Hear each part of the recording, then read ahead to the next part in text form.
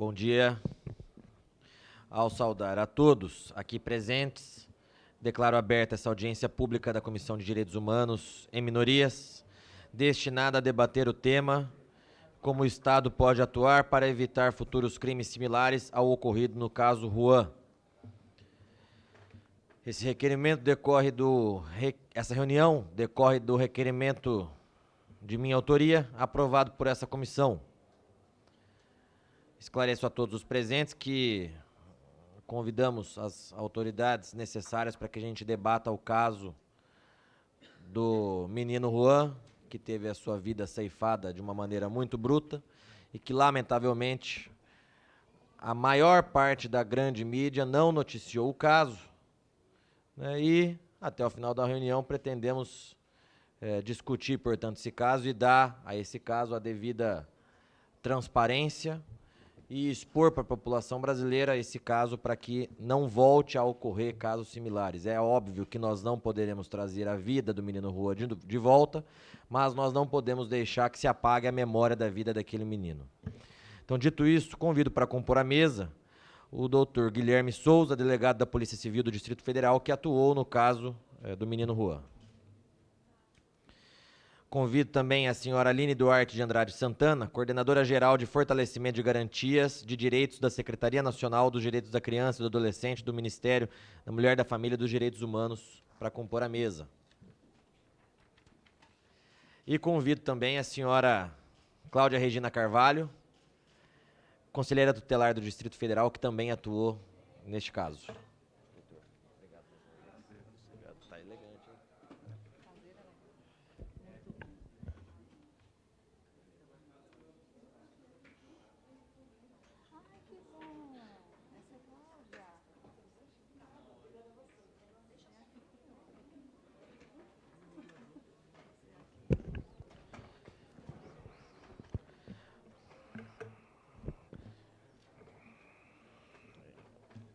Esclareço que o tempo concedido aos expositores, tinham previsto aqui um tempo menor, mas vou colocar um tempo maior, principalmente para o delegado Dr. Guilherme, de 30 minutos.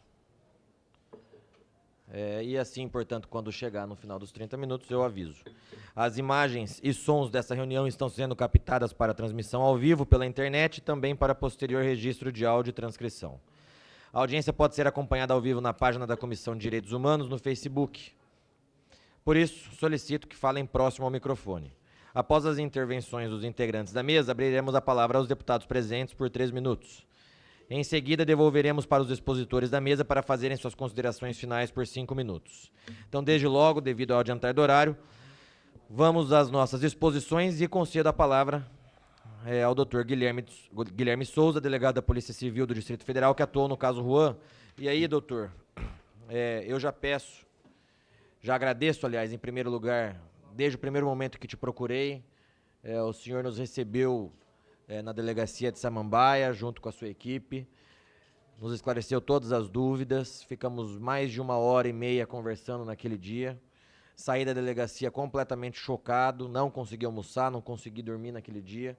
Após, quando recebi o inquérito que solicitei, as fotos chocaram a todos nós. Então eu peço para que o senhor conte os detalhes do crime, o cenário do crime. Assim como o senhor comentou comigo aquele dia, peço que o senhor conte aqui na Comissão de Direitos Humanos, para todos nós, para o Brasil inteiro que está nos acompanhando pela internet, aquilo que o senhor comentou comigo na delegacia. Conte tudo, né? Não esconda nada. Já que a mídia a grande mídia, parte dela não disse, nós temos a obrigação moral, como Comissão de Direitos Humanos, de levar ao público todas essas informações. Então a palavra está com o senhor.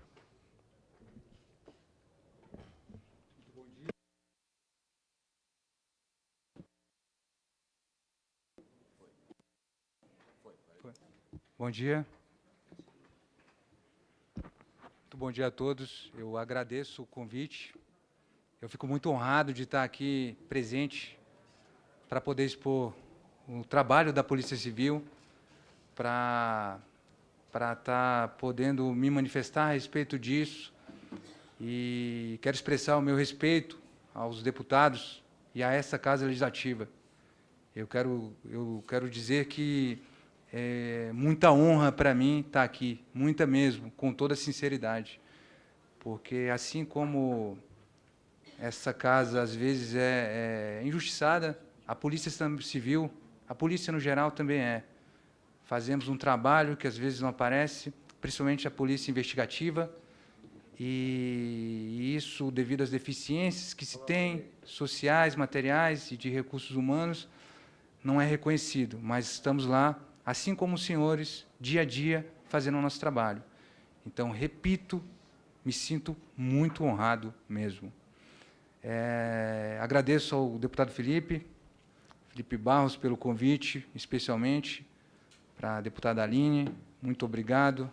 A Cláudia, conselheira, que trabalhou conosco, nos deu apoio, e a representante, a senhora Aline, que eu a conheci agora, mas isso prestigia e dá valor ao nosso trabalho, e, principalmente, dá a grandeza necessária que deve ser voltada a esse caso grave, né, que comoveu a todos, que não tem precedentes no Distrito Federal e, quem sabe, no Brasil, dada a gravidade dos atos executórios do crime, que o deputado Felipe pediu para que eu detalhasse, e quero perguntar se é isso mesmo que o senhor deseja, porque é um caso escabroso, um caso que envolve uma criança, como eu disse para a deputada Aline, nós estamos aqui na Comissão de Direitos Humanos, é isso?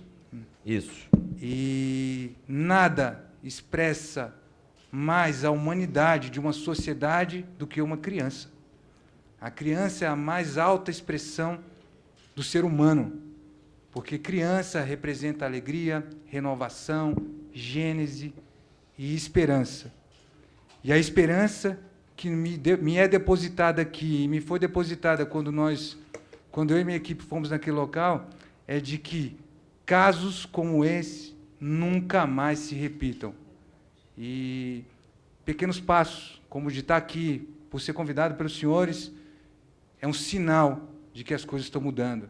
É um sinal de que a Casa Legislativa, de que vários setores importantes que podem mudar essa configuração social, de que um caso dessa gravidade não ganhe a repercussão necessária.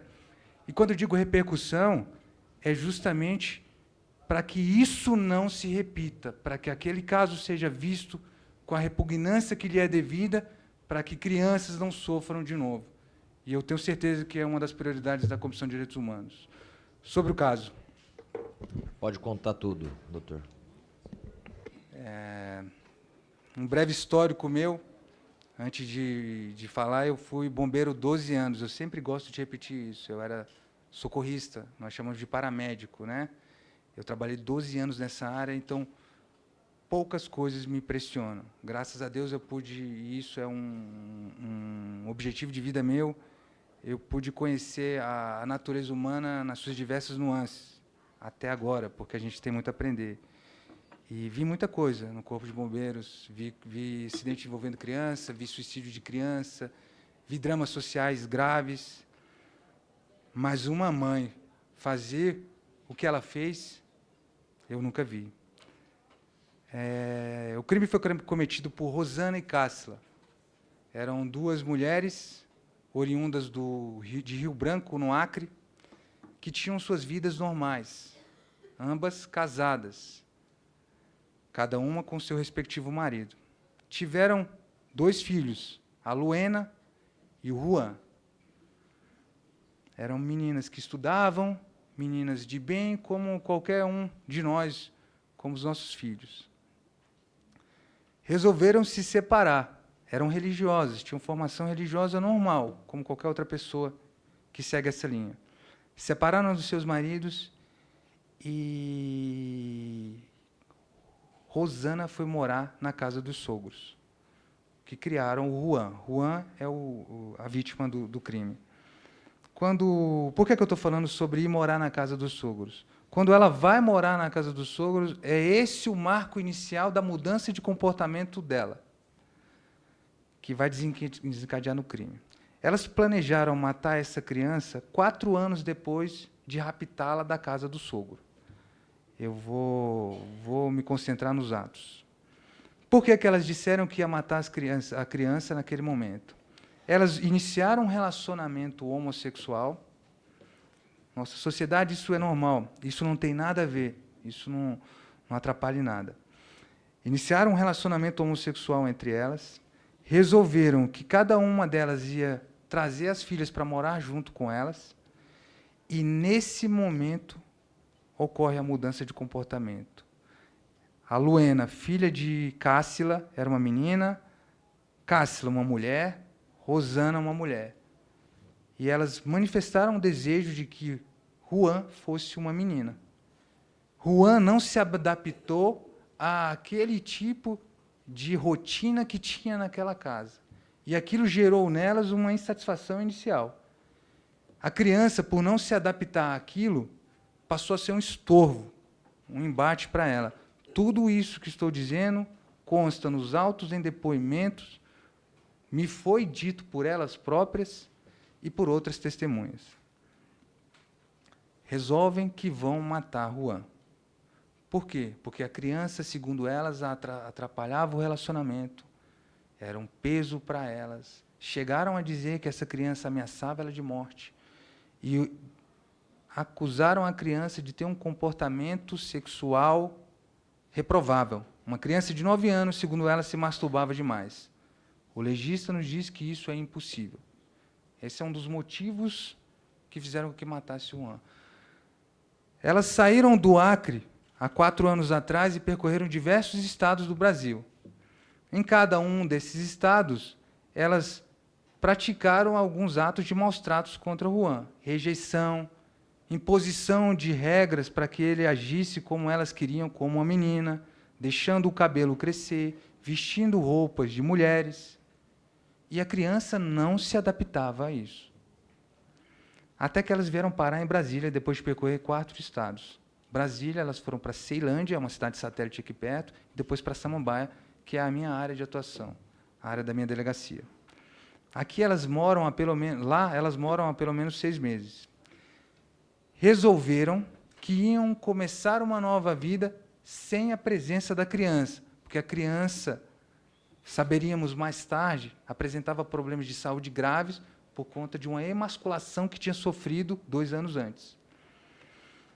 O que elas disseram? Vamos matar o Juan no dia 31 de maio, à noite, depois que acabar a novela. Começaram a planejar esse crime 1 mês antes. Como é que elas fariam isso? Rosana falou para Cássila que pretendia matar a criança envenenada. Mas desistiram, porque o envenenamento podia causar nela reações como vômito, e isso ia fazer sujeira. Desistiram dessa forma de crime. Decidiram, então, que iam matá-lo com uma facada no coração quando ele estivesse dormindo. Ideia da própria Rosana, a mãe da criança. Por quê? Porque isso seria a forma mais fácil de executar o crime. Seria à noite, quando ela estivesse dormindo. Escolheram o dia e, não satisfeitas em matar a criança, pensaram em como se desfazer do corpo. Como fariam? Esquartejariam a criança. Mas isso era suficiente? Não. Elas pensaram, como é que nós vamos nos livrar dos pedaços do corpo? Vamos cozinhar a carne da criança. Por que cozinhar? Porque ela ficaria mais mole e ficaria mais fácil de cortar, despedaçar e descartar no vaso sanitário. Essas são as ideias que elas tiveram ao longo do mês de planejamento do crime. E os ossos, o que fariam? Pegariam um martelo depois de cozida a carne e desprendida do osso e triturariam os ossos com um martelo. Eu encontrei esse martelo lá. E também jogariam no vaso ou enterrariam. Como executariam o crime? Na manhã do dia 31 de maio, a Rosana, mãe da criança, foi até uma loja de Samambaia e comprou uma faca de R$ 14,90, dizendo ela. Eu vou falar mais detalhes. Ela falou que achou a faca barata. Ela falou, a faca barata, comprou aquela faca de R$ 14,90. Lembra que tinham planejado de matar a criança de assar, cozinhar a carne? Decidiram que ia assar numa churrasqueira.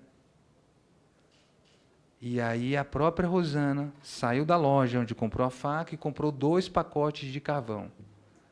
O grau de planejamento do crime delas foi tão detalhado que elas pensaram o seguinte: 2 pacotes de carvão não serão suficientes, já que não vamos ter a cama mais do Juan, porque ele vai morrer, vamos pegar a ripa onde ficam os colchões e vamos também separar para caso o carvão acabe. E quando eu cheguei na casa, eu vi aquelas ripas separadas. Naquele momento eu não entendi, depois eu soube por quê. Isso de manhã. Enquanto isso foi feito pela Rosana. A Rosana mãe comprou a faca, comprou os 2 carvões. Enquanto isso, Cássila, a companheira dela, foi para uma entrevista de emprego. Ela trabalha no salão ela é cabeleireira, para fazer uma entrevista, porque planejavam deixar a casa no dia seguinte e começar uma nova vida num novo emprego sem o Juan. Tranquilas e calmas. Naquele dia, como ela sempre fazia, ela abriu a Bíblia e recortou um trecho, copiou e colou na parede. Um trecho aleatório, que nada tem a ver com isso. Noite do crime. Antes disso, a Cássila recebia a pensão da filha dela, que morava, a pequena Luena. Foram receber, mas finalmente a pensão tinha sido suspensa. Lembre-se que o Juan não recebia pensão. Portanto, outro motivo que tornava ele um estorvo para elas. A Luena recebia pensão em todos os 4 anos, mas naquele dia, no dia da morte da criança, a pensão não tinha caído, tinha sido suspensa no dia 3 de maio. Ou seja, se o Juan foi morto também por ser um estorvo, a Luena, que agora já passaria a ser. Daí eu digo a importância da nossa ação naquele dia, porque a Luena poderia ser a próxima vítima. Cláudia esteve comigo lá, ela sabe disso. Nos atos, foram sacar. Cássila foi sacar o dinheiro, não tinha. Talvez isso tenha sido o motivo, deputado, para que ela matasse naquele dia. Porque elas não tinham ainda achado a casa para onde fugiriam. Noite do crime, acaba a novela. A faca estava comprada, a churrasqueira estava preparada. Juan vai dormir, Luena vai dormir. Lá é uma casa de fundos, como essas casas comuns de periferia, com 3 cômodos. Tem o quarto do casal, delas 2, e mais um quarto, uma espécie de cozinha, que funcionou como quarto, né? Conjugada, que tinha a cama do Juan, a cama da Luena e um colchão no chão. Por que eu vou falar isso? Porque o que eu estou dizendo vocês saberão depois. Juan vai dormir na cama, Luena vai dormir na cama do casal e elas ficam assistindo televisão. Desligam a TV e a mãe fica. Vou repetir as palavras dela. Mato ou não mato? Mato ou não mato? Mato. Isso por uns 40 minutos. E a Cássila, companheira dela, falava, segundo ela, tentando demovê-la disso. Não é verdade. Entenderão por quê. Resolvem matar. Pega a faca de R$14,90, Juan está dormindo, de barriga para cima. A mãe chega e dá uma facada no peito da criança, deitada de barriga para cima. Tem uma cama do lado, outra cama do outro. O planejamento delas dizia que a criança ia levar a facada e ia continuar deitada. E isso ia facilitar tudo para elas. Mas não. O que acontece? A criança leva a facada, isso tudo a própria mãe fazendo mímica para mim do que fez com o filho. Leva a facada, levanta da cama, cai de joelho, de costas no chão, de joelho, de costas no chão com a facada, ela com a faca na mão. Dá um grito não tão alto e não tão baixo, todas as palavras dela. E aí o que ela faz? Ela não esperava essa reação. Cássila, a companheira chega para segurar a criança. Ela disse para mim que não queria isso, né? Mas ela chega com um pano embebido com acetona, para que a criança apagasse mais rápido. Segura no ombro a criança, de joelhos no chão, de costas para a mãe que já tinha dado uma facada. segura o ombro da criança e bota o pano umedecido no nariz e na boca da criança, enquanto a mãe dá 11 facadas nas costas da criança. Ela falou para mim, não, eu acho que eu dei 2 ou 3. Eu falei, você não se lembra? Ela, não. Até porque a criança, naquele momento, não tinha noção, doutor. O legista me mostra 11 facadas nas costas, 2 perfuraram o coração. A Cássila vira para mim e fala, doutor, quando ela tirava a faca do peito da criança pelas costas, eu ouvi o barulho da faca saindo do osso dele. E ela tirando, e deu 11 facadas. Ela disse que lembrava de 2 a 3. Ela deu 11 facadas no próprio filho. E aí eu vou falar um outro detalhe que eu acho o mais bizarro de todos. A criança está de joelho, lembra? Cássila está segurando a criança com a mão no ombro e o outro com um pano no rosto da criança. A mãe está de costas, esfaqueando 11 vezes. Antes dele cair no chão, ela falou isso para mim. Ela segurou na cabeça dele, antes da criança, de costas, lembrem? Me perdoe, mas pediram esse detalhe. E eu estou falando, se estiver exagerado, por favor, me parem nisso. A criança, o filho dela é de costas. Ela pega o filho e arranca a cabeça do próprio filho antes dele cair no chão. Ela fazendo mímica para mim. Ela segurou a cabeça e arrancou com a faca. O legista, porque eu fui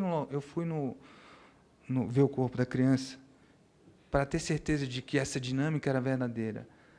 No dorso, na cervical da criança, tem a marca da faca saindo por aqui, como se compatível com a descrição dela. E ela estava viva ainda. A criança, o filho dela, estava vivo ainda, enquanto era decapitado pela própria mãe. Ela vira, e nisso a Cássila já soltou o ombro dele. Ela vira para a Cássila e fala, vai preparar a churrasqueira. Vai! E a Cássila, nas palavras da Cássila, eu fiquei atarentada, doutor. Eu fiquei nervosa porque ela mandou segurar a cabeça dele. Eu não quis segurar. Mas aí eu peguei um balde branco, um balde de pano sujo, ela colocou a cabeça do filho dentro. Cássila sai da cena e vai para a churrasqueira, que fica do lado do quarto onde dormia a pequena Noena, que tem até uma janela, é uma espécie de área de serviço. Vai fazer a parte dela, que é acender a churrasqueira. Enquanto isso, Rosana, a mãe da criança, com a cabeça dele dentro do balde, o que ela faz? Me perdoe. Ela faz o seguinte, ela tenta arrancar, ela falou para mim que arrancou os 2 olhos da criança. Ela não arrancou, ela tentou tirar as órbitas e estouraram no crânio da criança. Eu só soube disso quando fui ver a imagem no IML. Ela disse que arrancou os olhos da criança. Lembra que ela arrancou a cabeça? Ela disse para mim, ela fez esse movimento. Ela pegou a cabeça e arrancou o rosto. Arrancou o rosto do filho por baixo. Ela arrancou o rosto como se fosse uma máscara.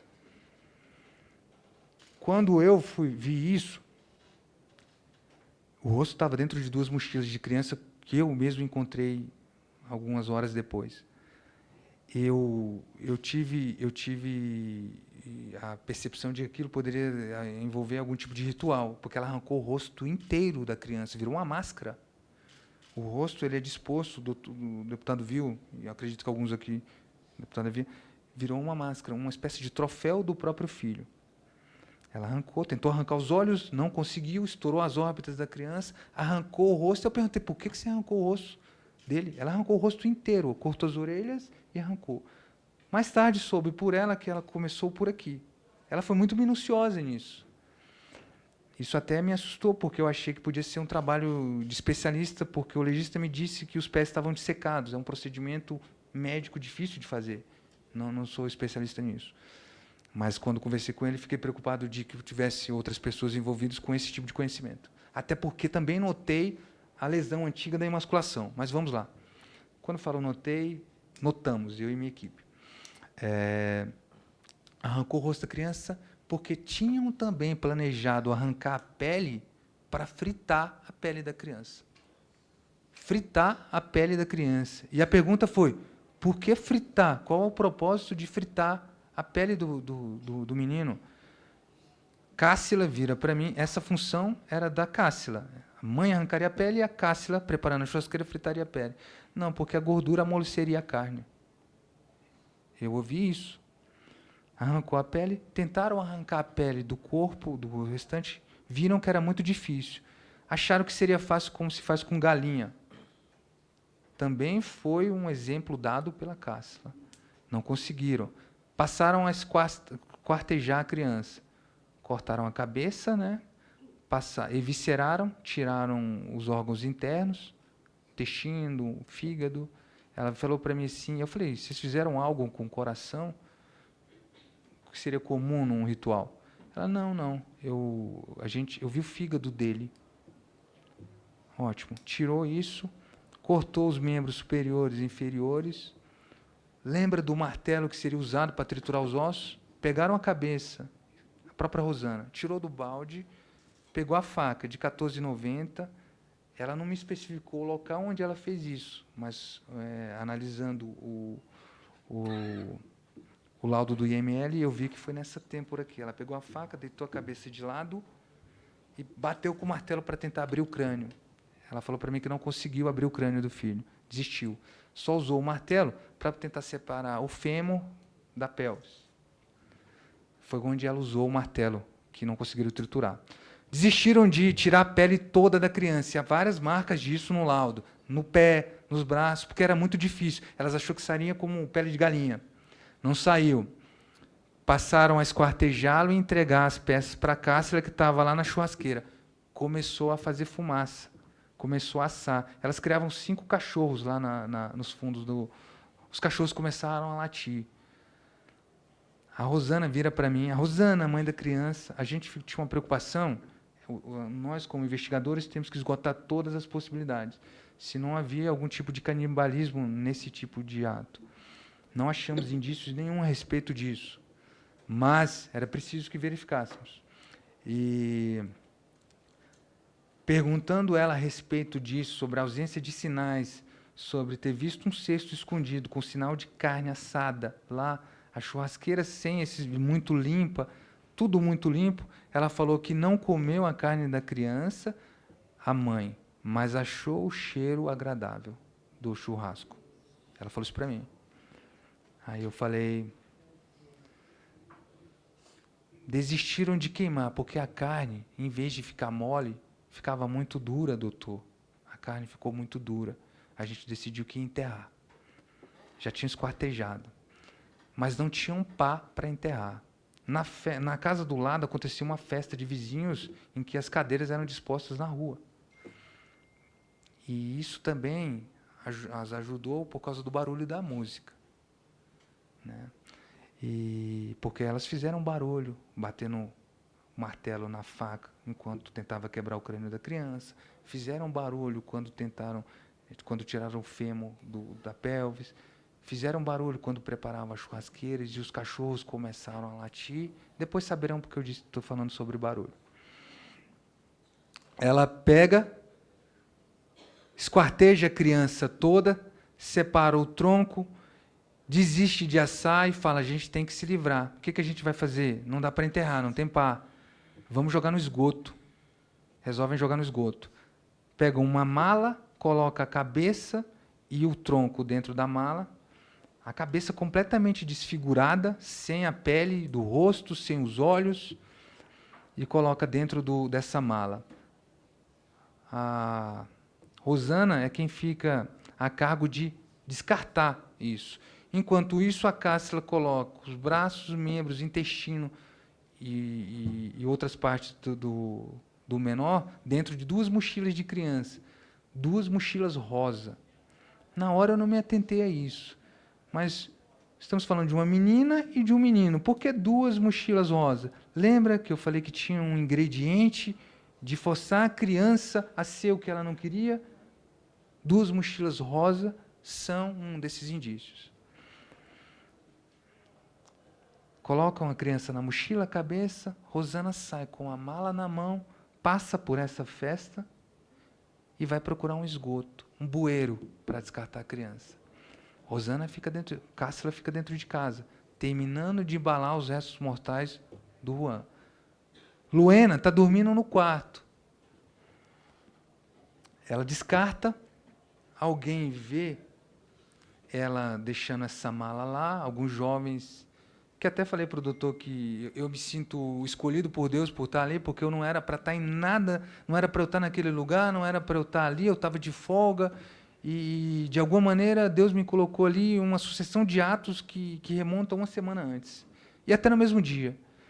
E eu me sinto, eu acredito em Deus, então eu me sinto, é assim que eu me sinto.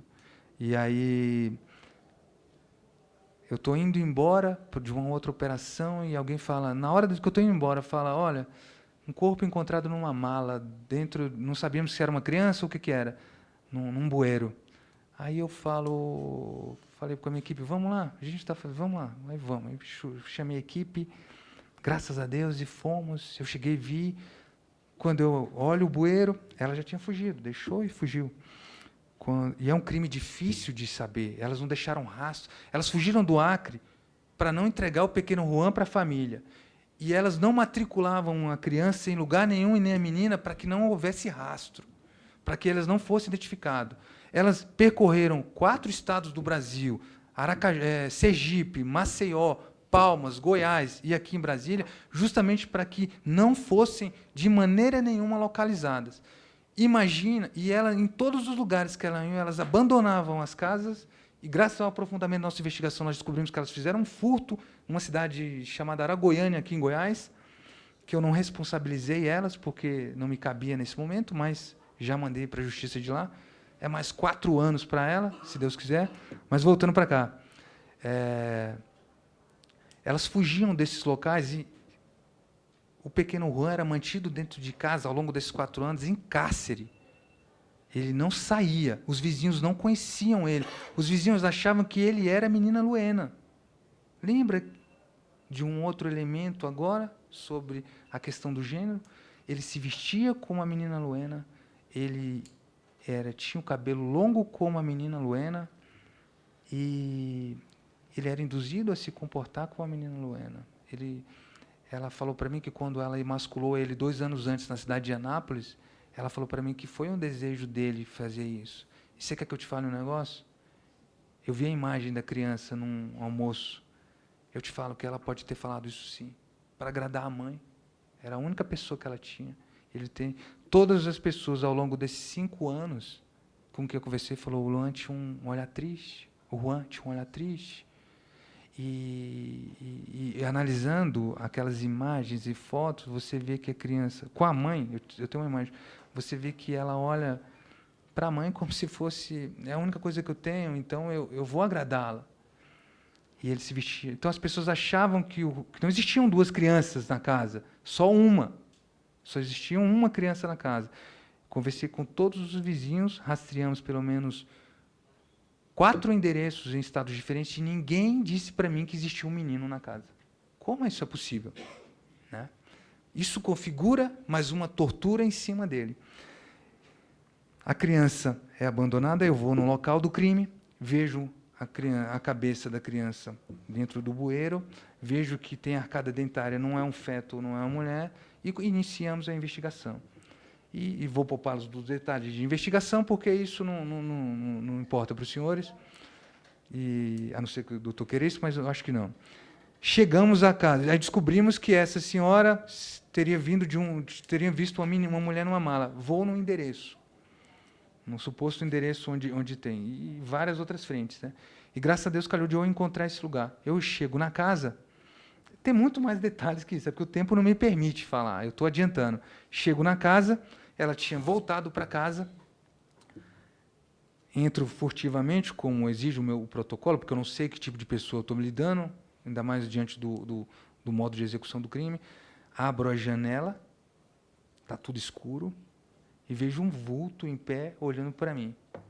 Era a Rosana, olhando para o nada, no momento que eu entro. Invado a casa acende a luz, ela está parada, olhando para o nada, vejo alguns sinais, entro na casa, a pequena Luena acorda da cama que ela estava, olho para o chão, a casa extremamente limpa,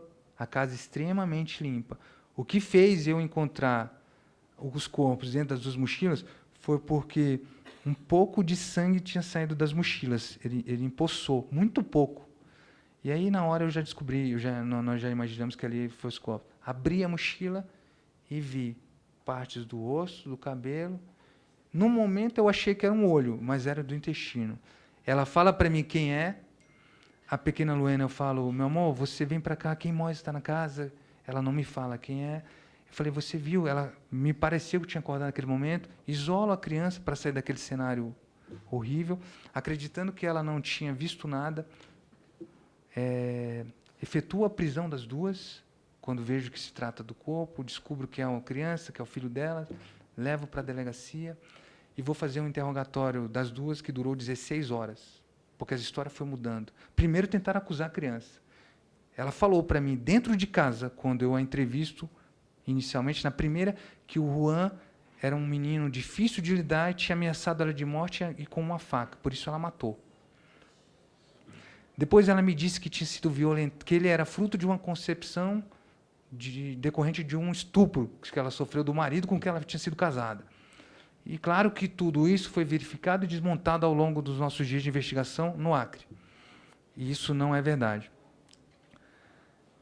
Levo ela para a delegacia, levo todos os três, né, fazemos a descoberta dos 12 cenas de crime, partes do corpo da criança, vejo a churrasqueira com resquícios do corpo da criança, limpa, mas com resquícios, acho o martelo sujo de sangue, acho o balde, não vejo roupas do menino, né? Naquele momento, até então, eu não sabia.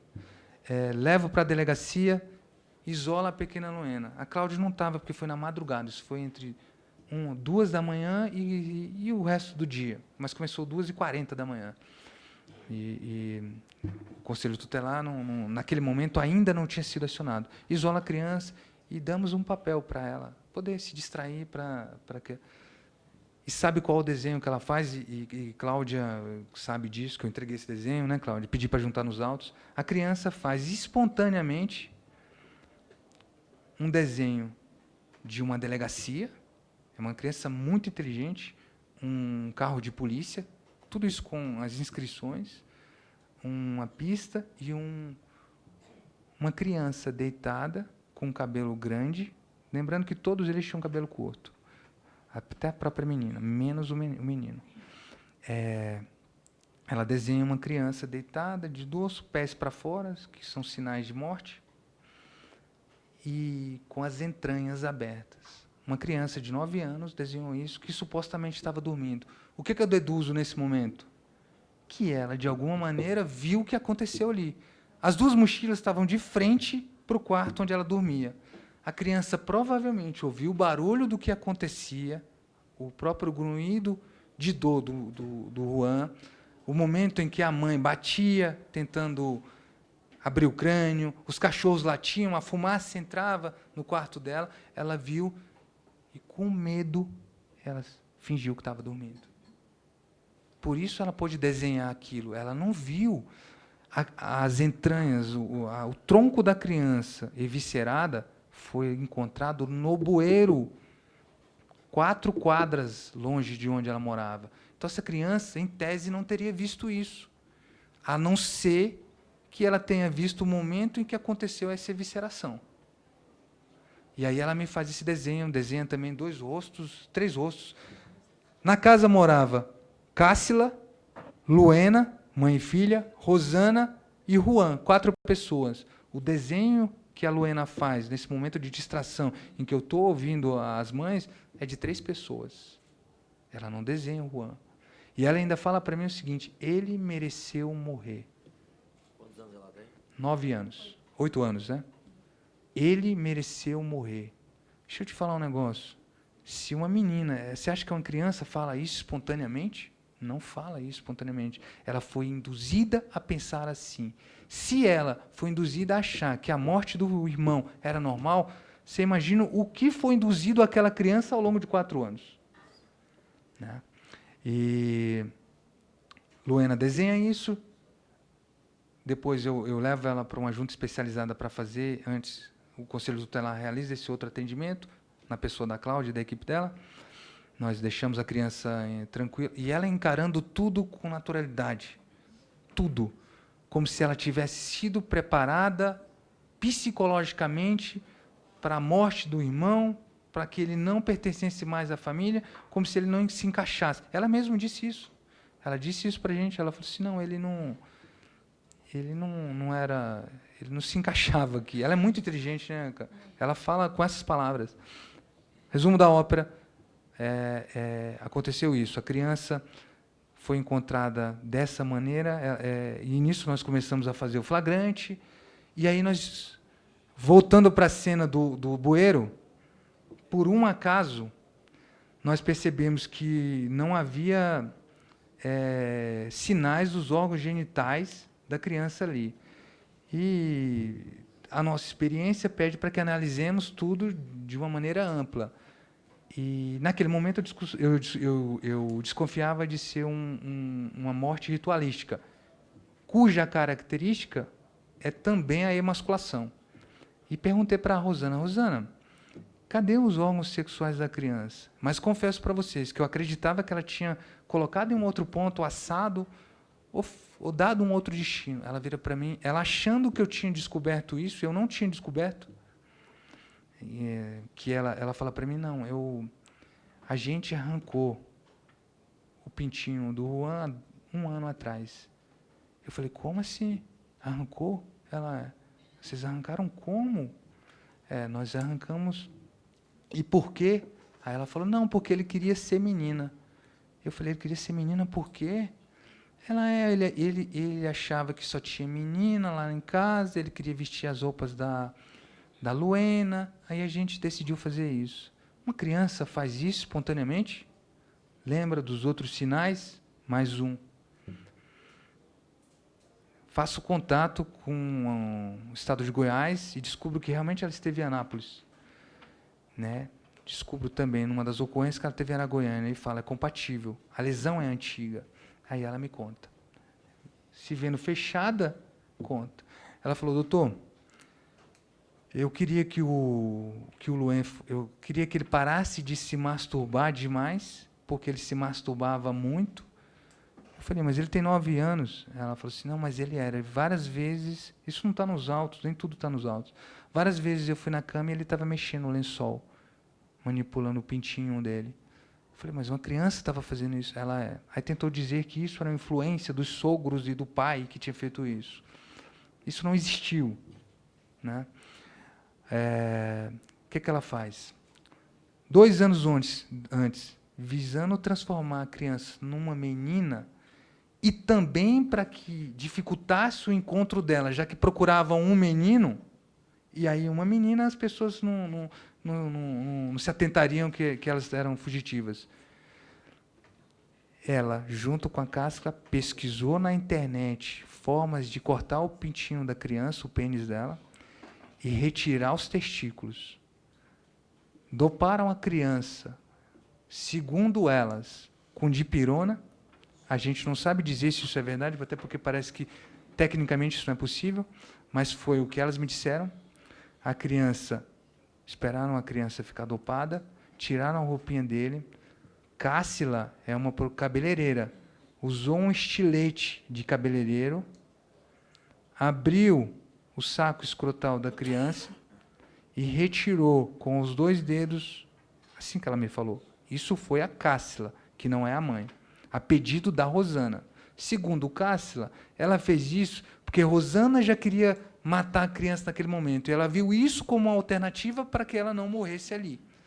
Retirou os 2 testículos da criança, cortou com o mesmo estilete o pênis da criança, jogaram no vaso, costuraram com uma linha e agulha normal. Eu falei, não levaram no médico? Não deram nada, deram antibiótico, que elas compravam clandestinamente, e passaram um álcool para poder não infeccionar. Eu falei, mas como foi isso? Aí isso durou quanto tempo? Como é que essa criança foi? Não souberam explicar, só disseram o seguinte, que não precisou ir no médico, 15 dias estava cicatrizado, e a pergunta que vem, como é que essa criança passou a fazer xixi? A resposta vem do laudo pericial do legista. Quando elas extirparam o pênis da criança, a uretra, que é onde passa a urina, ela se retraiu. E aquele canal que já é minúsculo ficou mais ainda fechado. A criança, para fazer xixi, a partir daquele momento, ela sofria intensamente. Ela tinha que... A bexiga dela tinha que armazenar, no máximo, até quase estourar. Palavras do legista. E aí, diante da pressão, saía por aquele canal mínimo. E aquilo era uma dor intensa e cruel, que também se configura tortura. Isso foi ao longo de 2 anos. Acredito eu não tenho como provar isso, que esse problema de saúde que gerou na criança, talvez tenha alcançado o ápice ali, que fizesse com que elas tivessem que levá-la ao médico, e aí descobrissem o que ela tinha feito. Talvez isso também tenha motivado a morte dele. Deputado, o senhor pode me falar se eu tiver... E essa criança passou 2 anos sofrendo intensamente para fazer xixi. E só fazia quando o corpo não tinha como armazenar urina. Ela foi espostejada, no termo médico, completamente cortada, mas a bexiga estava cheia. Por quê? Porque estava presa a urina lá. Ele disse que o médico, o legista, falou que aquilo é de uma barbaridade sem precedente.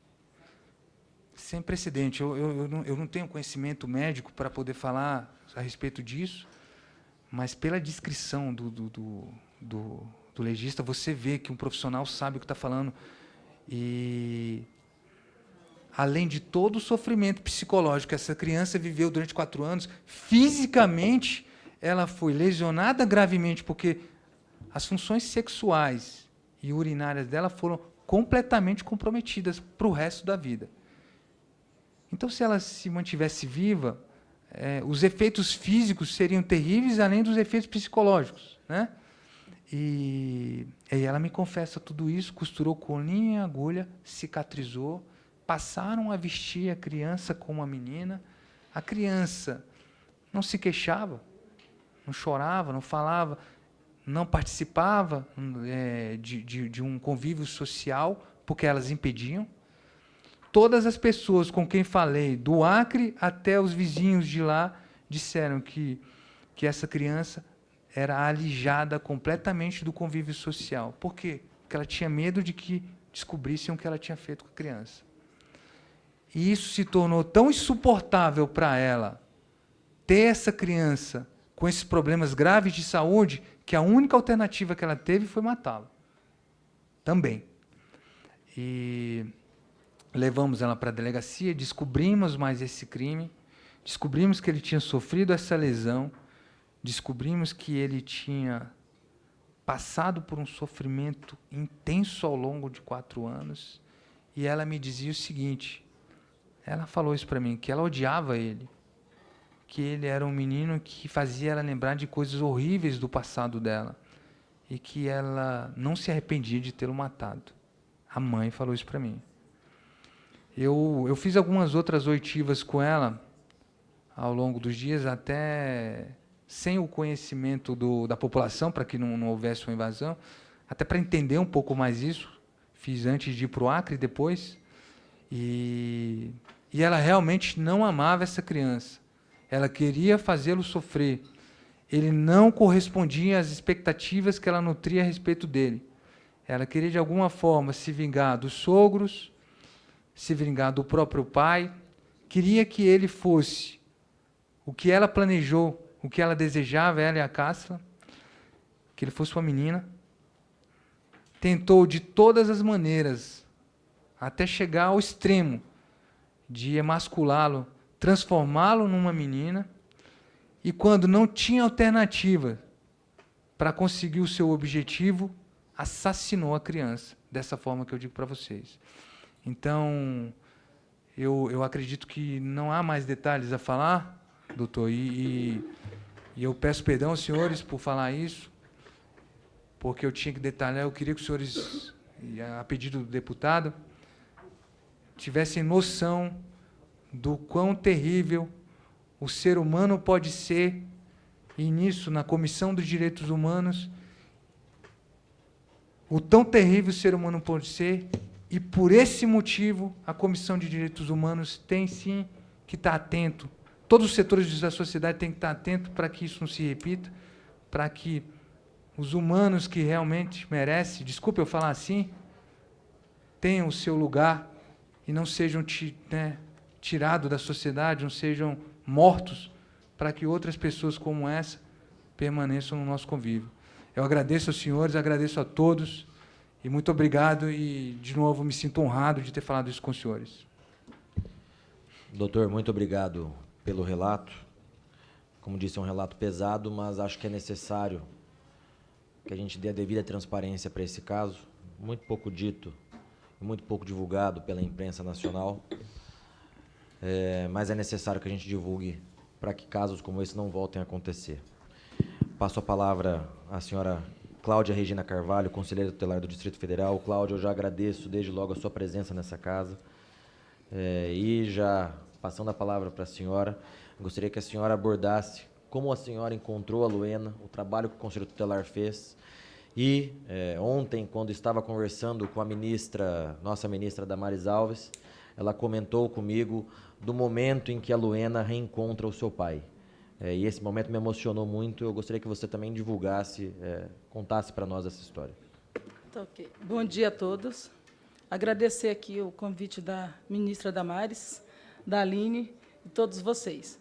Bom, feliz eu não estou de estar aqui nesse momento para trazer esse relato. Queria estar trazendo relatos de prevenção, de um olhar de todos vocês em relação à infância e adolescência do nosso país. Pela nossa atuação, hoje ela se encontra abandonada. Então, feliz não estou de estar aqui neste momento. Agradecida porque a gente tem que falar para prevenir outros crimes como este. Bom, eu recebi uma ligação às 4h do Cisdeca, onde a 26ª fazia um chamado ao Conselho Tutelar de plantão, porque naquela delegacia tinha uma criança de 8 anos que a mãe tinha sido presa. Chegando lá, encontrei Primeiro falei com a mãe, assim que foi abordada por um agente, onde ele falou que a mãe tinha acabado de matar uma criança de 9 anos. E que lá, numa sala separada, tinha uma criança de 8 anos que precisava de um abrigo, pois ele não tinha nenhum parente no Distrito Federal. Então, eles me levaram até o delegado, que relatou um pouco do crime, doutor Guilherme, e ele me levou até a mãe, conversei um pouco com a mãe da menina, a Cássila. Ela relatou o crime de forma bem tranquila, alguns detalhes, me assustou bastante, e, após isso, eu fui ver a menina. A menina corria na sala, agitada, se batia, se beliscava, e dizia que o menino, ele morreu porque ele merecia, ele me abandonava. Era isso que ela falava. E aí o delegado me trouxe alguns desenhos que a menina fez. Desenhos horrorosos, contando a situação do crime e a situação que eles viviam, as 4 pessoas, Cássila, Luena, Juan e Rosana. Ela, no desenho, eu passei para a Aline, acho que ela vai exibir. No desenho, ela tem uma página que está escrito escrevam, a outra página está escrito escravam, a outra página papai te amo, numa página seguinte está te amo pai, e na última página está escrito, está desenhado a cena do crime.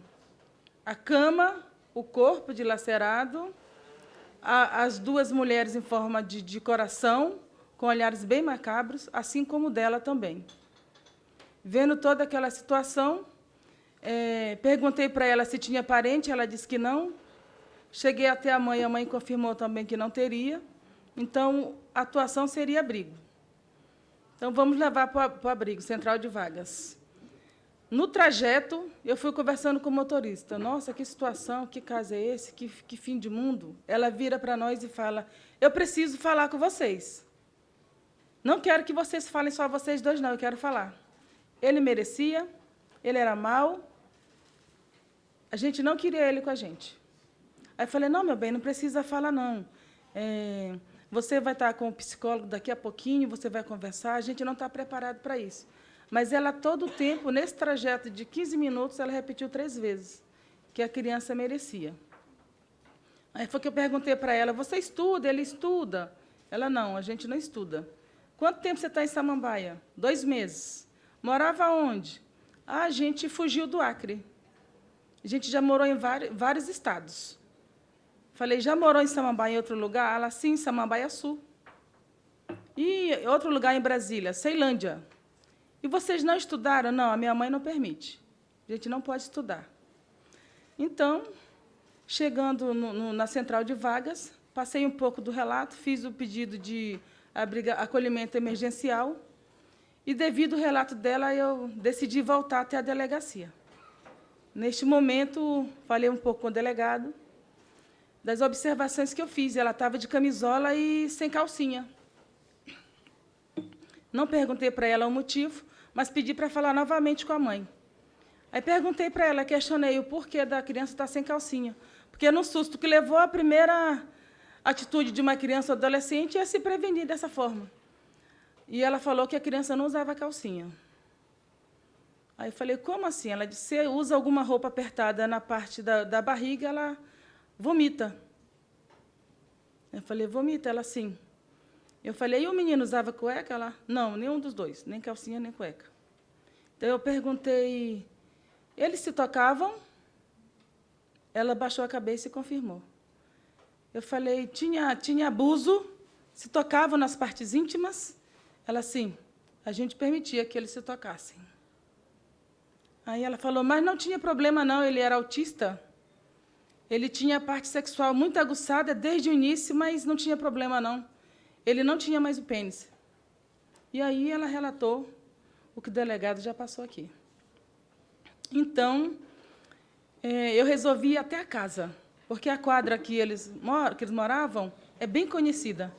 O conselho tem bastante atendimento ali naquela quadra, uma quadra bastante vulnerável, abandonada, na verdade, pelo Estado. Então, decidi ir até a casa, fiz um vídeo de quase 7 minutos, onde eu pude confirmar que realmente não tinha cueca nem calcinhas, não para aquelas idades, e o abandono, a situação de escravidão, de maus tratos, inclusive não tinha botijão de gás. Então, eu conversei com alguns vizinhos, os vizinhos confirmaram de não conhecer o Juan, que tinha visto a menina uma vez só levando lixo, mas de forma bem escondida. E que a Rosana, às vezes, saía e pedia comida de porta em porta. Relatava que tinha uma criança doente. Né? E outro relato foi que um pastor estava atrás dela, porque ela tinha pedido um valor de R$400 para o pastor, para uma criança que estava doente. Mas, quando o pastor pediu para ir até a criança, orar, ajudar de outra forma, ela não permitiu. Mas, mesmo assim, o pastor tinha dado dinheiro. Bom, eu decidi, então, voltar até a delegacia, porque encontrei um monte de cápsula de remédios no quarto. E também um tanto de material de salão, vários materiais de salão. Cheguei e relatei para o delegado, e a gente teve o medo da criança ter sido dopada e a situação do abuso. Então, a gente pediu um exame de IML. Ela fez exame toxicológico, lesão corporal, de abuso, ato libidinoso, né? Fez os outros exames que foi necessário. Até porque ela estava com o pé muito rachado e sangrando. Bem enrugado, né? Rachado e sangrando. Né? E aí isso tudo foi... A gente voltou ao abrigo, pegamos a menina e levamos para fazer exame. Nesse trajeto do abrigo à ML, ela foi fazendo outros relatos, né? Do sofrimento da criança. Né? Então, a gente confirmou a situação de maus tratos. Ele apanhava dela e ela falou da cicatriz, que a mãe que tinha feito a cicatriz, tem uma cicatriz na bochecha, outra na testa. Né? E ela falou que há 2 semanas ouvi a mãe dizer que ia desfazer do menino, que ele ia sumir da vida deles. Entendeu? Então, é mais uma situação de psicológica que a menina passou. E aí a gente entende a situação de agitação dela, de se beliscar, de se tocar, não sei, acho que para acordar, para ver que aquilo tinha acontecido. E aí, quando eu falei para ela, olha, já que você não tem parente no Distrito Federal, você está no abrigo provisório, nós vamos ter que achar um parente seu. Ela começou a chorar. Aí eu perguntei o porquê, ela disse que tinha o pai, mas não queria ficar com o pai, que ela detestava o pai. Aí eu falei, mas e o desenho? Quem é esse pai que está aqui que você ama? A minha tia Rosana. Foi o que ela passou. Mas entraram em contato com o pai. No dia seguinte, o pai chega. Eu levei até a delegacia, pedi para fazer algumas buscas, mas o sistema não ajudou. E aí decidimos levar o pai até a criança.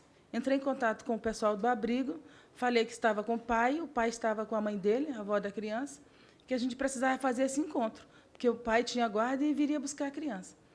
O abrigo concordou, e aí, já conversando com a criança, eles me ligam nesse trajeto e falam, a menina não quer o pai. Ela não quer, ela fala que ele é presidiário e que ele batia muito na mãe. Ela não quer de forma alguma. Eu falei, nós vamos chegar até aí e conversar com ela. Nós ficamos conversando com ela por 2 horas. Até ela disse, não, eu vou ver ele, mas você vai ter que ficar junto. Então, ela me colocou no meio entre ele e o pai. Quando o pai adentra a sala, ela abaixa a cabeça. As 2 horas que o pai ficou falando com ela, entre 1h30 e 2 horas, ela não olhou para o pai. Aí o pai teve uma estratégia de mostrar a foto dela no celular. E aí ela foi vendo aquela foto, ele mostrou um cavalo, algumas coisas, e ela foi lembrando, então você existia? Foi isso que ela falou. Quando pedi para dar um abraço nele, ela não aceitou. Pedi para tocar, ela não aceitou. Aí eu fiz uma brincadeira com o M da mão, foi aí que ela conseguiu dar 2 ou 3 palavrinhas com ele. E aí, ele muito emocionado, a gente pede para ele sair da sala e fomos conversar um pouco mais com ela. Que precisava conversar com o pai, estar com o pai, que o pai ia levar, ela não aceitou de forma alguma. Ela falou, se for para ver ele, eu quero ver 3 vezes na semana só. E aí, na hora, a gente respeitou. Tudo bem, não tem problema, 3 vezes na semana. Aí, quando a gente sai dessa sala, vai para fora do abrigo, ela encontra a prima do pai e a avó. Ela chega, corre e abraça a avó, beija e fala, eu quero ir com você, eu quero ir com você. Você vem me buscar? Vim buscar você, você vai morar com a gente. Aí, mas o pai vai estar junto? Vai. Então, eu não quero. Então, eu não quero voltar com você. E aí a gente percebeu que não ia ser fácil. Então, a gente volta com o pai, explica para ele a situação da alienação parental e que não seria possível ele levar aquela menina, não naquele dia, naquele momento, que ia ter todo um trabalho para ver a situação do fortalecimento de vínculo. Ou então trazer a infância dessa menina, né, com vídeos, com filmagem, fotos de casamento, a mãe grávida, ela pequena, ela no colo desse pai, mostrar o pai que ele foi nos 4 anos de vida dela. E ele concordou e marcamos a partir de segunda para ter essas visitas, esses encontros, e ele trazer essas lembranças. Então, na segunda-feira, não foi possível, porque o delegado ia ouvir o pai e a menina estava tendo uma escuta especializada. Ele sofreu bastante, chorou, mas conseguimos convencer ele de que no dia seguinte isso iria acontecer. Então, nós fizemos uma parceria junto com o Conselho Tutelar de Sobradinho 1 e 2, a administração, porque, gente, cuidar de criança e adolescente hoje está muito complicado. Você tem que se virar em 1000 para sensibilizar os órgãos, as entidades, do que é necessário para cuidar de criança e adolescente. Então, um conselheiro deu um apoio para a gente 1, 2 dias, e no outro dia foi o conselheiro César, Sobradinho 1. E nos dias seguintes foi a conselheira Anice, de Sobradinho 2. Gente, mas para conseguir sensibilizar, para achar um carro, o Fábio, coordenador da Conata, ele não dormiu, assim como eu. A gente passava a madrugada tentando contato com a administração, com o governo, com a secretaria, para liberar motorista, para destravar carro, para pôr gasolina no carro, porque a prima do pai mora no Lago Oeste, e a menina estava em um abrigo em Taguatinga. Né? E, além das nossas demandas do dia a dia, você hoje disponibilizar um carro para esse atendimento, você acaba cometendo outro crime, outra violação de direito contra criança e adolescente, porque as nossas demandas em Samambaia estão de 30 a 40 dias. Estupro de criança está em primeiro lugar. Então, tinha que ter essa parceria entre cidades, entre conselheiros. E, com muita sensibilização, isso aconteceu. Mas teve dias que a gente conseguiu trazer o pai meio-dia. Então, ele já perdia o café da manhã, o encontro da manhã com essa criança. Mas o trabalho foi bem intenso, com 12 dias de visita, tanto no local, ficando o dia todo, quanto externo. A criança, eu chegando lá no abrigo, a criança virou para mim e falou: conselheira, eu quero morar com meu pai. Quero morar com meu pai no Acre. Mas, antes desse pedido de morar, a gente procurou a promotoria, doutora Leslie, para falar que o pai teria condições de levar, porque a imprensa estava cobrando, por que esse pai estava no Distrito Federal e não ia embora com essa criança, não levava. Então, a gente foi à promotoria, conversamos com a defensora, passamos tudo o que tinha acontecido e o porquê dessa criança estar no abrigo. Então, ela falou: não, vocês fizeram certo, respeitou o direito da criança. Essa criança viajar sem esse trabalho de fortalecimento de vínculo seria outro trauma, né? Poderia acontecer outros crimes, essa menina se automutilar, numa viagem longa para o Acre, tentar fugir, né? Se jogar de um ônibus, qualquer coisa dessa, ou falar algo contra o pai. Então, vocês estão corretos. A gente vai aqui permitir que a criança fique e pedir um recabeamento, porque, da forma que está, essa criança não vai voltar com o pai. Então, com esses 12 dias de trabalho, a gente também passou para a Justiça a situação do pai, que era uma guarda provisória.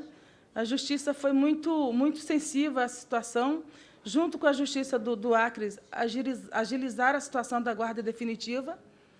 Né? E essa criança, falando que queria voltar com o pai, foi sensibilizada aí a secretaria, o governo, e a gente conseguiu a passagem de avião para as 3 pessoas, o pai, a criança e a avó. E, no sábado, dia 15, os 3 viajaram para o seu estado de origem. Então, a gente fez um trabalho maravilhoso. Antes dessa viagem, nós entramos em contato com o Conselho Tutelar do Acre. Ele visitou a casa onde essa criança ia ficar, conheceu a madrasta, passou toda a situação. Também em contato com a Otília, que é do Psicossocial do Acre, passando para ela de que essa menina teria um atendimento constante e de imediato. Então, eles foram de forma bem calçada em relação ao atendimento que tinha que ter, né, chegando no Acre. E, até hoje, eu tenho contato com a família, com a criança, converso, ela está bem. A vaga de escola já está garantida, o acompanhamento psicológico, o Conselho Tutelar à disposição. Eu só quero fazer mais um apelo a vocês de que o olhar para a infância tem que ser desde a gestação, né? E tem que ser o quanto antes. Esse trabalho em rede ele tem que existir, né?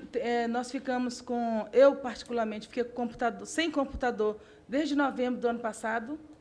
Só há 10 dias, com a nova chegada da chefe do administrativo, a senhora Deise, foi que conseguiu trazer meu computador de volta. A maioria dos nossos casos é sigiloso.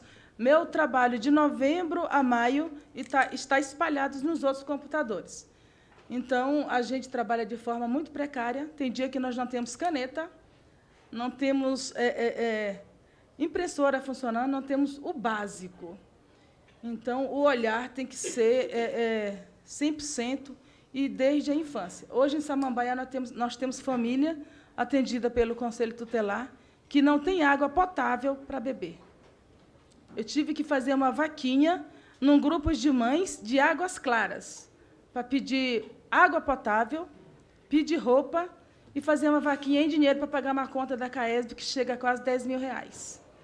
Tentamos sensibilizar a cidade de Samambaia, mas não foi possível, de tantos casos que nós temos. Então, casos para a gente em relação à violência contra criança e adolescente é diário, principalmente abuso e estupro. Então, precisa de um olhar, precisa de um olhar da Polícia Federal. Eu até pontuei que todos nós erramos, mas muito mais quem está na estrada para proteger, porque essas mulheres passaram por 4 estados, segundo elas, de ônibus. Então, precisa de um olhar nessas estradas, né? Quem é responsável por isso tem que ter esse olhar minucioso. Essas mulheres viajarem em ônibus interestadual, tem que ter esse olhar, tem que ter esse cuidado, entendeu? Então, é isso, gente. A gente precisa olhar realmente, porque a proteção integral da criança e do adolescente, ela não está acontecendo. Bom dia. Muito obrigado, Cláudia, pelo seu tempo, pelo seu testemunho aqui nessa casa. Passo a palavra para a senhora Aline Duarte de Andrade Santana, coordenadora. Seletivos, assim como nós nunca tivemos um presidente honesto, hoje nós temos de verdade os direitos humanos. Muito obrigado. Obrigado, Lucas. Para finalizar, passo a nossa amiga deputada Cristo Nieto. Muito boa tarde a todos, senhores aqui presentes.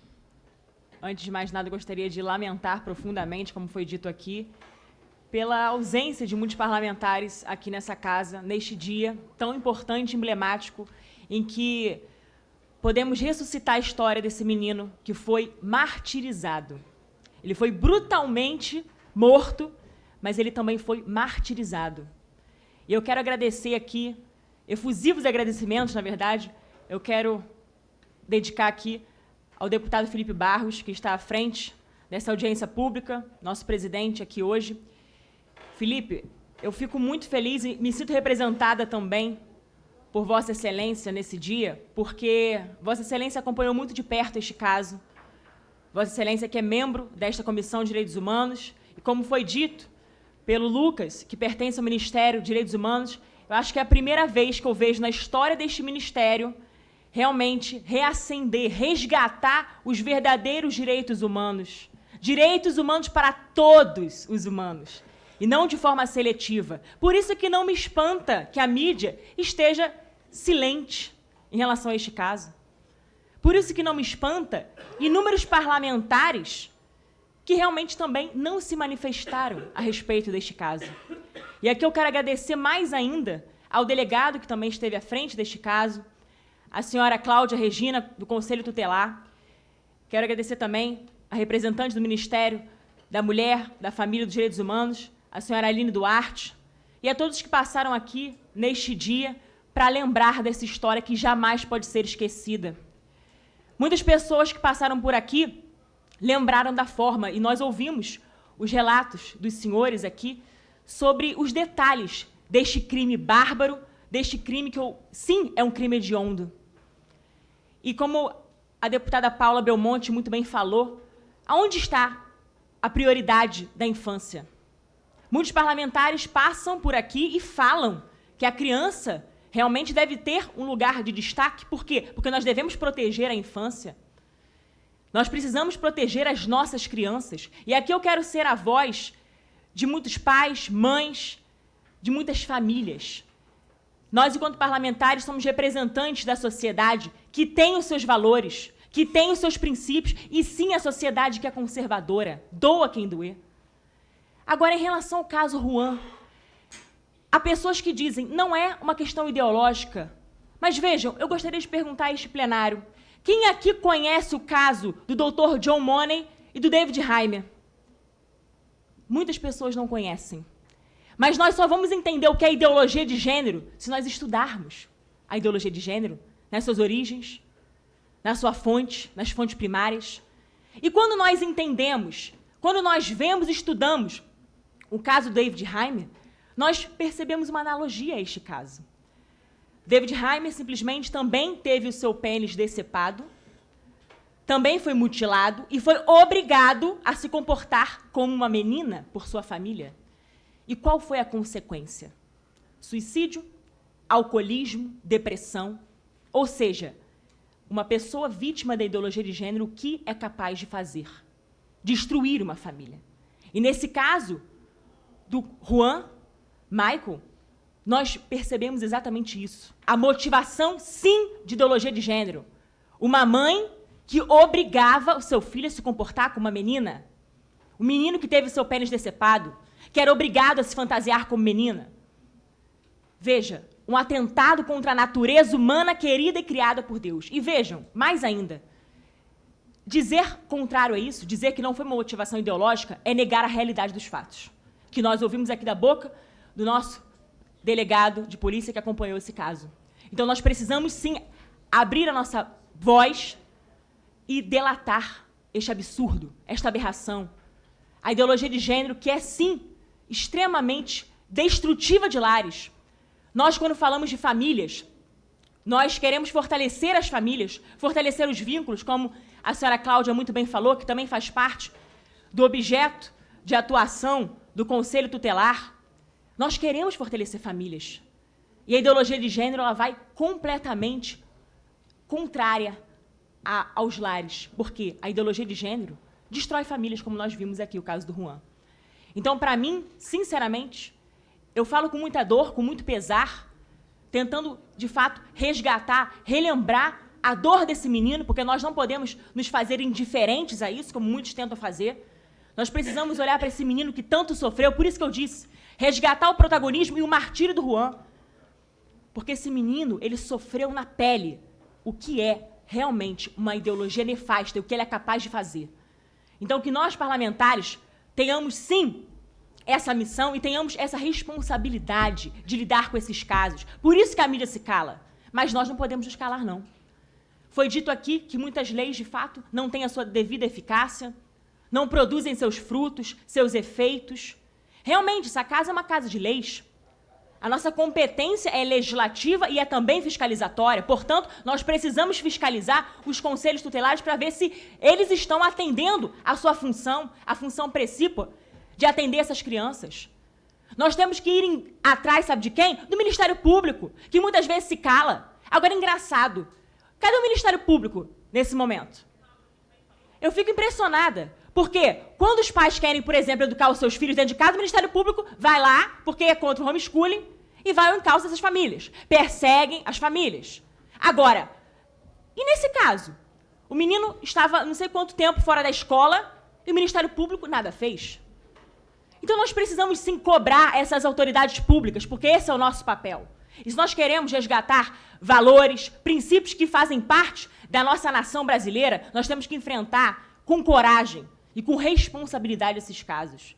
Então eu quero, mais uma vez, agradecer a Vossa Excelência, Felipe Barros, por essa iniciativa muito honrosa, bastante nobre, de requerer essa audiência pública para que nós pudéssemos trazer para esta casa este debate que é fundamental.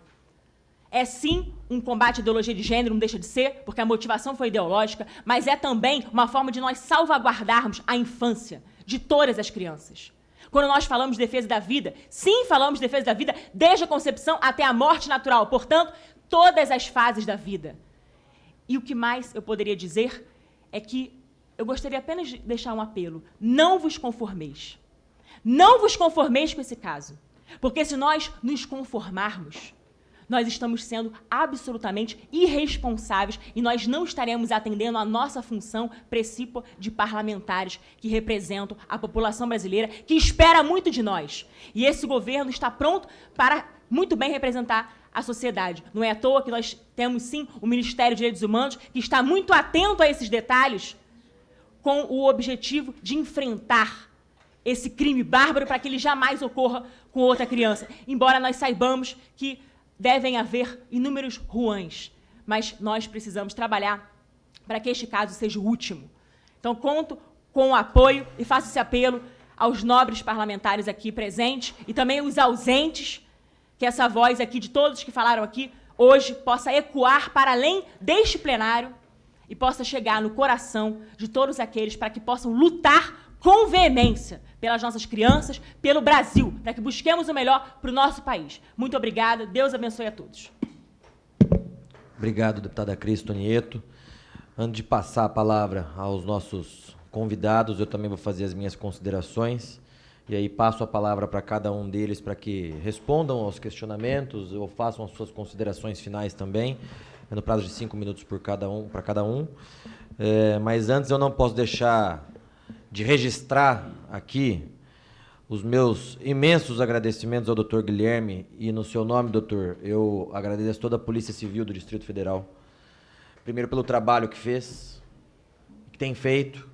Em segundo lugar, pela sua disponibilidade desde o primeiro momento que eu entrei em contato, disponibilidade para vir a casa e para esclarecer os fatos envolvendo o crime nefasto do menino Juan. Agradecer a Cláudia, em seu nome, Cláudia, agradecer também todo o Conselho Tutelar do Distrito Federal, pela acolhida que teve com a menina Luena, pelo trabalho que vocês desenvolvem, não só aqui no Distrito Federal, mas em todo o país. E estenda esses agradecimentos a todo o Conselho Tutelar aqui do Distrito Federal. E também agradecer a Aline, em seu nome, Aline, agradecer e parabenizar todos os integrantes do Ministério da Mulher, da Família e dos Direitos Humanos. Porque é verdade, muita gente no começo do ano, deputada Cris, vinha me perguntar, mas por que é necessário direitos humanos? Vamos extinguir o Ministério dos Direitos Humanos, deputado Paulo. E eu sempre fui contra, porque direitos humanos é isso. É a proteção da criança, é a proteção do adolescente, é a proteção daqueles que não têm voz. Não é a proteção do bandido, não é a proteção daqueles que precisam estar isolados da sociedade, não. É a proteção dessas pessoas indefesas que são as crianças e os adolescentes. Então, parabenizo vocês pelo trabalho. E não posso deixar também de parabenizar todos os meus amigos e colegas deputados que aqui estiveram, que já passaram desde o começo dessa reunião. É fato, poucos no número, mas a qualidade enorme, gigantesca. E aqui eu quero fazer coro ao meu amigo deputado Marcel Van Hatten, Partido Novo do Rio Grande do Sul, que em outras reuniões dessa mesma comissão, a Comissão de Direitos Humanos, esse plenário estaria lotado. Essa semana mesmo, para ouvirmos o Glinwald, o suposto jornalista, plenário lotado, 9 horas de oitiva do Glinwald. Fizeram a festa, fizeram o circo deles aqui dentro. Se fosse para a gente discutir a anistia, as pensões gordas que muitas pessoas recebem, certamente isso aqui estaria lotado. Se fosse para criticar a polícia, para criticar o Moro, se fosse para fazer uma audiência pública da Marielle, isso aqui estaria lotado. É claro que todo mundo quer saber quem matou Marielle. Mas vejam só aonde está a hipocrisia, porque as pessoas que querem saber quem matou Marielle não estão aqui para ouvir do crime do menino Juan. Não estão aqui. O nome dessa comissão é Comissão de Direitos Humanos e Minorias. E eu posso afirmar que não existe minoria hoje que precisa ser mais defendida do que a criança ou adolescente. Porque a criança e o adolescente não tem sindicato que as defenda, não tem associação que as defenda, não tem militância organizada que as defenda. Temos nós, vozes aqui isoladas, vocês, o Conselho Tutelar, Polícia, Ministério, que tem tentado dar voz a quem não tem voz. E é impossível que no final dessa audiência pública a gente não fale o português correto. Ideologia de gênero. O doutor Guilherme se ateve aos fatos e, como delegado da Polícia Civil que investigou o caso, fez isso de uma maneira corretíssima, fez com maestria. Mas nós, parlamentares, podemos falar a verdade com V maiúsculo. A ideologia de gênero foi fator decisivo para a morte do menino Juan. Foi fator decisivo porque senão não teriam cortado o pênis e os testículos daquele garoto. Se não fosse um fator decisivo, não teriam forçado aquele garoto a se transformar numa menina. E a deputada Cristo Nieto muito bem lembrou do caso do Dr. Money, que guarda um paralelo muito grande com o caso do menino Juan. Imprensa, não sei se tem alguém da imprensa aqui, mas eu faço um clamor para a imprensa desse país. Noticiaram a Marielle, tem que noticiar para cobrar quem matou. O caso Nardoni, noticiaram, o Brasil ficou em choque, tem que cobrar. É claro que tem que cobrar, esse é o papel da mídia, esse é o papel da imprensa. Mas calaram-se, silenciaram-se diante do caso do Juan. Poucas notas poucas notas da imprensa sobre esse caso. E aqui meu pai, que está em Brasília, faz uma boa observação. Falaram mais do caso Neymar do que do caso Juan. É um fato. E por que se calaram, deputada Cris, deputado Jordi? Porque eram duas lésbicas. E a gente precisa aqui falar a verdade. Eu não me importo com a opção, com a condição sexual de cada um. Cada um faz o que quiser dentro de quatro paredes e eu não tenho nada a ver com isso. Mas existe hoje no nosso país uma imposição, uma tentativa de enfiar a goela abaixo da população brasileira, que homossexuais são sempre vítimas. Vítimas de uma suposta homofobia que existe no nosso país, sendo que, na minha visão, o nosso país é um dos países mais liberais do mundo no quesito sexual. Mas existe uma tentativa, inclusive da própria grande mídia, de enfiar a goela abaixo de todos nós, que homossexuais são sempre vítimas. Sendo que nós sabemos que, independente da opção da condição sexual da pessoa, a pessoa, sendo homossexual, também pode cometer crime, como esse é o caso do Juan. E, em segundo lugar, pelo qual a mídia se calou, é óbvio que é porque, no fundo, é um caso que traz à tona para todos nós, para a população do Brasil que nos assiste, a ideologia de gênero. E aqui, antes de finalizar e passar para os nossos convidados, eu não posso deixar também de encerrar essa reunião sem falar do ativismo judicial que o STF vem praticando no nosso país. Ministros togados, que são, na verdade, ditadores togados, e falo aqui porque tem imunidade, se quiserem me prendam. Ditadores togados, porque agora querem legislar. Querem falar que homofobia é racismo. Se eles querem legislar, eles têm que tirar a toga, disputar as eleições, ganhar as eleições e vir aqui conosco legislar. Mas sabe por que não fazem isso? Vocês acham que Gilmar Mendes ganha uma eleição? É claro que não. Mas querem legislar através do Supremo Tribunal Federal. E o julgamento recente da criminalização da homofobia, julgamento este, inclusive, promovido por um partido político aqui de dentro, que não aceita a derrota no plenário e se socorre do ativismo judicial do STF. É inadmissível que a gente continue aceitando o ativismo judicial dos ditadores togados do prédio de lá da Praça dos Três Poderes. Esse julgamento, muito aberto, ilegal, inconstitucional, no final das contas, deputado Carlos Jordi, quer nos censurar, quer que a gente fique calado em relação à ideologia de gênero. É a mordaça. Tenho certeza que nós não iremos nos calar. Nós não iremos nos calar diante dos casos de ideologia de gênero no nosso país. E aqui eu quero fazer um clamor para todos os deputados que estiveram aqui presentes. Nós tivemos algumas sugestões de encaminhamentos, tanto de projeto de lei, quanto de cobrança das autoridades, como, por exemplo, da Polícia Rodoviária Federal. Eu não tenho nenhum problema de vaidade para falar que eu tenho que ser o autor desses projetos. Pelo contrário, eu acho que nós que estamos aqui, nossos colegas de partidos, nossos amigos deputados, nós temos que nos unir e protocolar esses projetos, esses requerimentos em conjunto. Porque se cada um de nós fizer individualmente, vai ser mais um projeto dentro dos não sei quantos mil projetos que estão aí engavetados nessas comissões ou no plenário. Então, eu acho que é hora de nós, como parlamentares, nos unirmos, estudarmos o que deve ser feito, todos nós assinamos em conjunto, e aí a gente mostra a nossa força e pressiona quem tivermos que pressionar aqui dentro dessa casa para que os projetos finalmente andem. A vida do Juan nós não vamos conseguir trazer de volta, mas nós não podemos deixar que a memória da curta vida deste menino aqui seja simplesmente apagada e enterrada junto com ele. Nós precisamos lembrar, para sempre, quem foi o menino Juan, o porquê ele morreu, porquê ele foi assassinado, e, acima de tudo, impedir que outros casos como esse aconteçam no nosso país. E agradeço mais uma vez a presença de todos, e vou passar agora ao Dr. Guilherme para que faça suas considerações e responda aos questionamentos.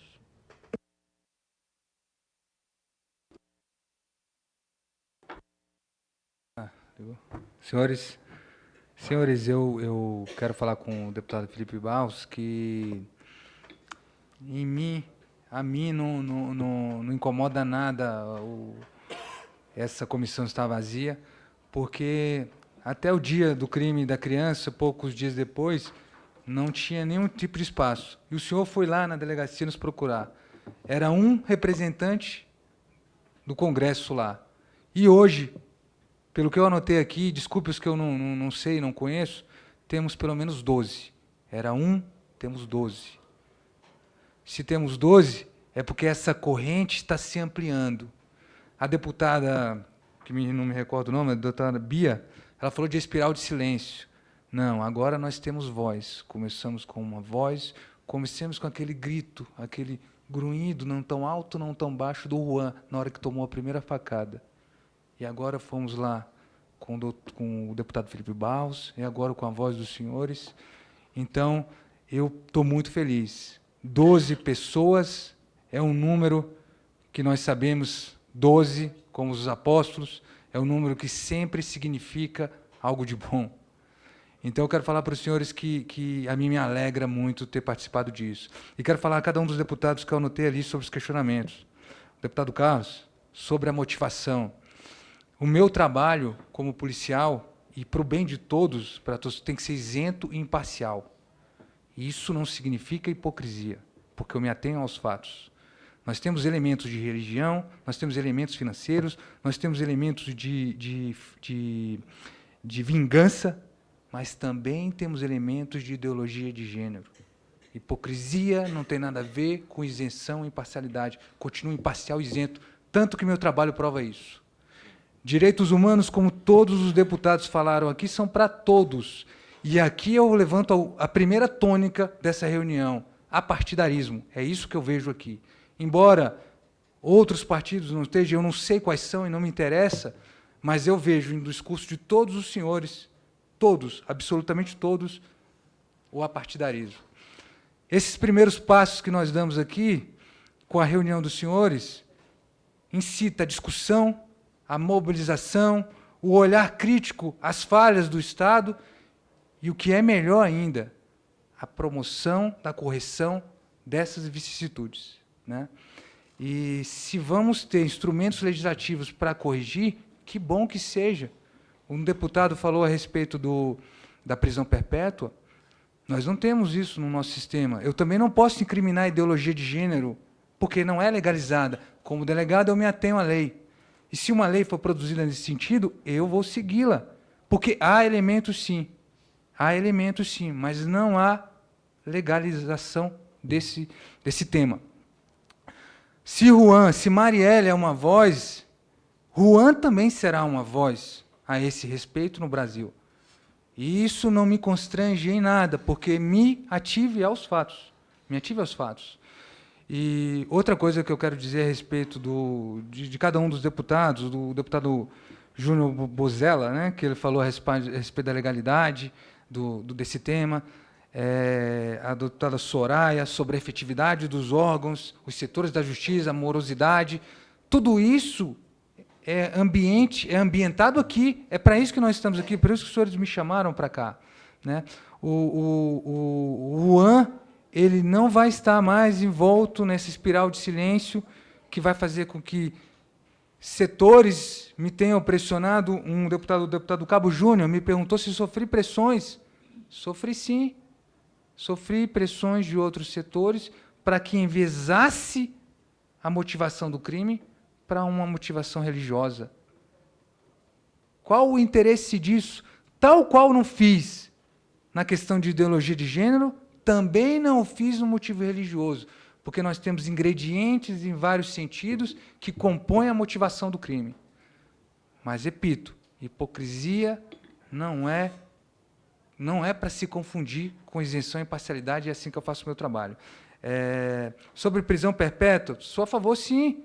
Ele falou, mas como é que a gente age isso na lei? Buscando os elementos de convicção que a responsabilize por todos os outros crimes que ela fez. Se nós nos mantivéssemos presos apenas na execução do crime, essas duas senhoras pegariam no máximo 20 anos de cadeia.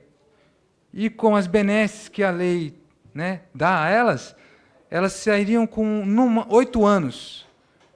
Graças ao trabalho que nós fizemos lá, do Acre, de uma ponta a outra do Brasil, uma pena de 20 anos saltou para 67 anos. E me desculpe, mas eu tenho muito prazer de falar isso para vocês. Ficamos 10, 11 dias sem dormir, fizemos diligência de meses em dias para que ela tenha a prisão perpétua dela. Então, sobre os questionamentos, senhores, eu não vou me estender muito.